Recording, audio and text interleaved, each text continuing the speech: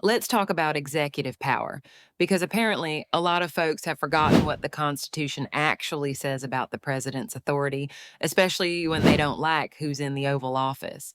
Here's the deal: the Constitution doesn't say the president gets to run the executive branch unless the other side doesn't like him. No, the founders were the crystal clear. The president is elected to lead the executive branch, hire and fire as needed, and set policy according to the will of the voters. That's literally the job. If you don't like who's president, you vote them out next time.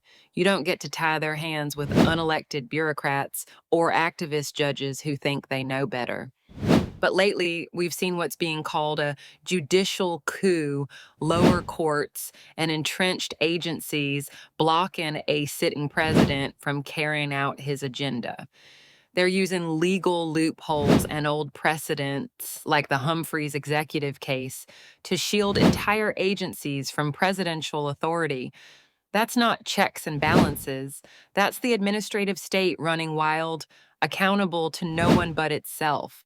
Here's the irony: the same people screaming about democracy are the ones cheering when unelected judges and bureaucrats undermine the will of the voters just because they don't like the guy in charge.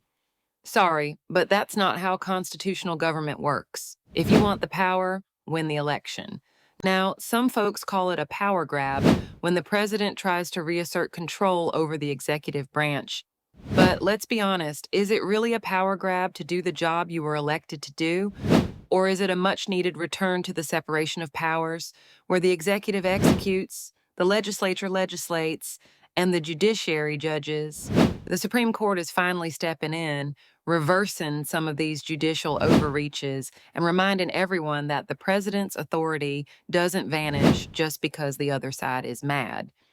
This isn't about Trump, it's about restoring constitutional order so that no branch becomes a dictatorship and the people's voice actually matters. So here's the question: are we witnessing a dangerous power grab, or is this the course correction America desperately needs to get the government back under control?